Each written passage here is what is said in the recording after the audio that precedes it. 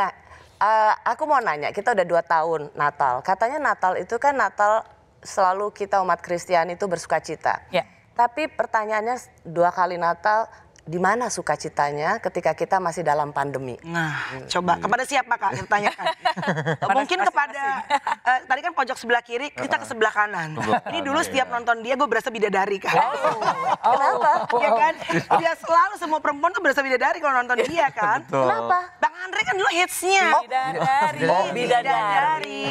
Lebih ke bidadari sih. Dari mana? Iya, gimana? Silakan Bang Andre. Kalau Natal ya, Natal selalu keluarga, anak kecil, hadiah, berbagi. Sukacitanya selalu ada. Walaupun pandemik, kita bisa virtual. Gitu. Dan apa ya, iman kita tuh nggak terbatas sama hal-hal yang seperti itu. Kita bahagia aja.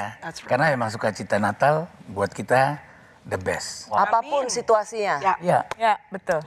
Kalau Kalita? Sama. Kan Tuhan bilang bersukacitalah. Bersukacitalah dalam segala hal. Walaupun keadaan tidak baik, tapi kita tetap harus bersukacita. Itu saya mengalami 2 tahun ini kita malah merasakan bersyukur ya. Kita bisa tetap survive, kita sehat sampai saat ini. Dan ternyata tidak kekurangan tuh 2 tahun ini Tuhan terus pelihara kita. Itu saya bersyukur aja. Jok masih jalan terus ya Kak? Pelayanan masih jalan. Ya kan? Baju masih bling-bling tuh. Tuhan baik dong. Sangat baik. Nanti Pak Pendeta kita simpen ya? Nanti, yang pastor nanti terakhir ini yang pastor. Dia yang buka. Buka firman. Karoni Sianturi. Kalau aku sih ngerasa bahwa 2 tahun ini Tuhan tuh luar biasa ya memproses saya khususnya, bahwa selalu kita kalau bicara Natal yang sebelumnya bicara tentang kemeriahan, pesta segala macam. Tetapi di pandemi ini Tuhan mau Natal ini kita memaknainya dengan lebih banyak duduk diam aja di bawah kakinya Tuhan, lebih banyak punya waktu untuk bersekutu dengan Dia. Tuhan mau kita introspeksi diri, terutama Tuhan mengajarkan bahwa berjalan bersama Tuhan itu yang diperlukan adalah kerendahan hati dan kesederhanaan. Kita kan selalu ngerasa bahwa kayaknya kalau punya berkat harus diapain gitu. Tapi di 2 tahun ini ternyata walaupun Tuhan memberkati kita, tapi kita nggak bisa memakai uang itu untuk hal-hal yang apa yang kita mau. Jadi dari situ banyak belajar bahwa kelihatannya tidak baik menurut kacamata kita, tetapi sebenarnya itu ada sesuatu yang luar biasa yang Tuhan mau ajar buat setiap kita, dan itu saya dapat selama 2 tahun ini. Haleluya. Pantas khotbah ini. Perwakilan HKBP ini. Coba yang tadi diulang tapi dipakai bahasa Batak. Keren. Kak Harvey. Ya sebetulnya sih sama aja sama teman-teman saya ini. Cuman kalau saya tuh lebih ke anak-anak ya. Seperti karena saya udah punya 2 orang anak yang udah mau ngawinin tahun depan. Itu yang paling tua. Dan saya pikir mereka juga sepatutnya kalau dibilang kita mengalami pandemi, ya betul mengalami pandemi. Cuman kita nggak khususnya dalam merayakan Natal ya.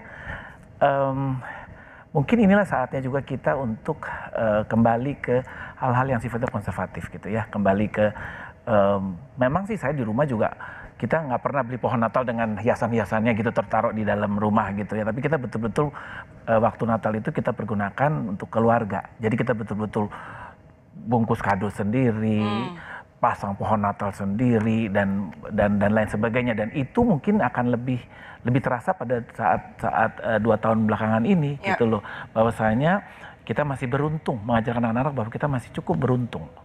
Kita harus melihat saudara-saudara kita yang lain yang betul-betul mengalami hal yang sangat sulit di dalam mengatasi pandemi ini gitu loh. Jadi sepatutnya lah saya bicara sebagai kepala rumah tangga untuk anak-anak, bahwasanya mereka harus bersyukur, bersyukur bahwa dan kita merasa bahwa saat-saat inilah kita dibentuk oleh Tuhan gitu ya, bahwa ujian ini datangnya dari Tuhan.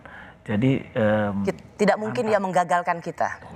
Dan percobaan itu tidak mungkin lebih daripada apa yang kita bisa tanggung gitu loh. Bicara soal rasa syukur, salah satu yang selalu menjadi ujangannya Pak Yakob Utama, pendiri Kompas Gramedia, yang selalu saya ingat adalah sesungguhnya, kata beliau, kekayaan terbesar itu adalah ada dalam rasa syukur. Wow, that's nice. Ya. Sesungguhnya kekayaan terbesar itu adalah dalam rasa syukur. Ya. Wow, that's awesome. Bener ya, bener banget ya. Oke, sebelum ke Pak Pendeta, Ibu yang Saya, seolah-olah aku seolah-olah ingin jadi pendeta. nanti kalau dipanggil Tuhan, semoga kita berdua ya. Aku tarik kau juga. Cewek-cewek Batak ini ya. Kalau buat aku tahun ini berbeda nih, karena tahun ini adalah Natal pertama suamiku nggak di Indonesia. Jadi suamiku di Australia. Jadi first time sepanjang kami menikah 12 tahun, anak-anak kita spend Christmas tanpa Tyson. Karena Tyson sedang menemani kakak iparku yang sedang battling dengan kanker payudara di Australia. Jadi kalau ditanya berbeda nggak? Of course berbeda gitu. Tapi kalau dibilang sedih enggak lah, karena tahun ini aku ngelihat begitu banyak orang yang lebih sedih kok gitu. Lebih aduh kayaknya so many things to be grateful about deh gitu. Contohnya Kan misalnya cuma ke Australia doang. iya, walaupun nggak bisa nyusul ya.